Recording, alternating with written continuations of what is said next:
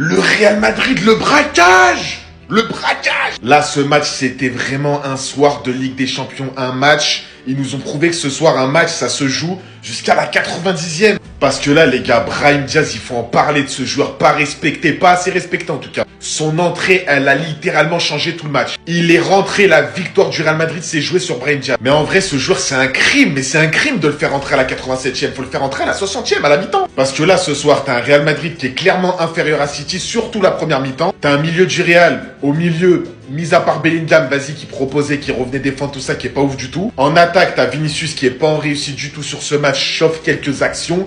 Y compris pour Rodrigo, t'as un bon Mbappé. T'as un Kylian Mbappé encore buteur. Bon, j'avoue, la position, elle est bizarre, mais encore buteur. Et franchement, pour moi, c'est l'homme en forme du Real Madrid. Kylian Mbappé, je sais pas en vrai si c'est pas lui qui porte cette équipe. Vraiment, pour l'instant, il y a rien à dire sur lui sur les derniers matchs. T'as Manchester City qui remonte à la fin de match.